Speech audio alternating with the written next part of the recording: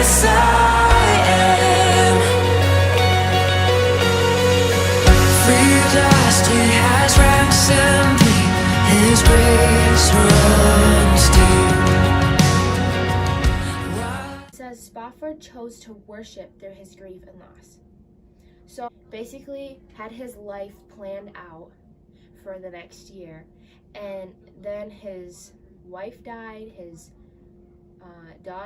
four daughters died, he had to bury his son, all of these things happened, and all of a sudden his life just blew up. But instead of crying about it and just breaking down into absolutely nothing, he turned to music and worship, and he built something out of himself. And he actually wrote a song that I'm sure you're familiar with. But because of God's faithfulness and his power, Spofford strengthened and he worshiped through his grief and loss. That just really spoke to me, because music is a big part of my life too. And just knowing the feeling, just knowing that feeling on how music can make something so incredibly emotional, and it just turns everything into a different point of view.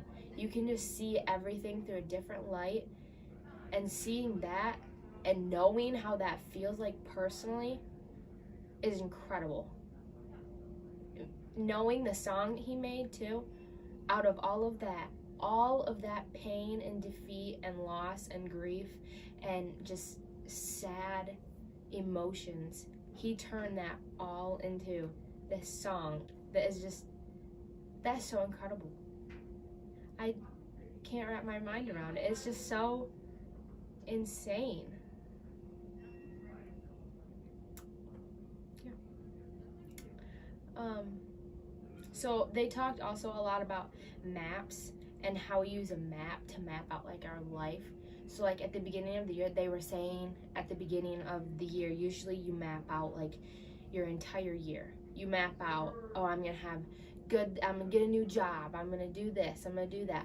Well, when it comes to what they say, radical change and unexpected changes, when it comes to things like that, that's kind of hard to map out, and that's kind of what they were trying to point out.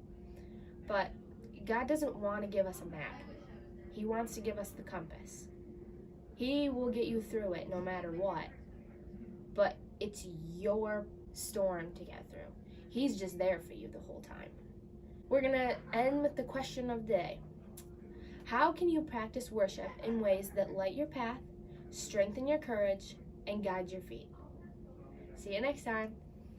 So the challenge that he gives in the devotional, and it says twice a day I get an alert on my phone to pause a silent prayer, whether it's 3 to 4 to 5 to 10 minutes, with a pause that invites me to disconnect from the world and connect with God. So taking apart from the world and what worldly things that are going on in the world right now, just focusing on how God is more important than those things in the world, and just pausing for a few seconds and praying, and how that can affect your just mentality. It helps you so much.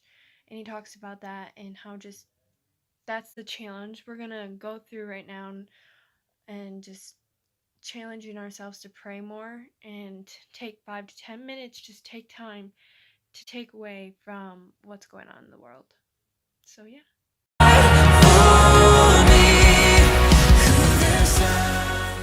Hi guys, this week's devotional is from my car. It's about hope and perseverance.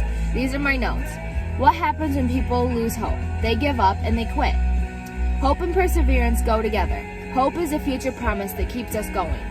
Hope knows that there is a goal, and that goal is worth persevering, even through hardships and difficulty. If we don't have hope, we don't have perseverance.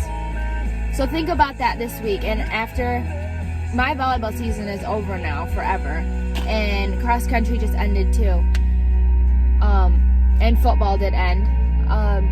So knowing that and being a senior, all that weight of this is my last time of all these things really is hard to keep pushing through and just keep doing all these last things that we have to do. So yeah, think about that this week. Perseverance and hope, they go together. So today I'm gonna do my devotional reading a little bit different than we have been doing. So I'm gonna do it like a vlog style, you know. So today's devotional is on, has there ever been a time where it is harder to love people than right now? And so, what he's talking about in this devotional today, he's talking about how being cooped up with your family and your loved ones, and the ones that you mostly like really love, and being cooped up on it and struggling with being stuck with them and not socializing with other people.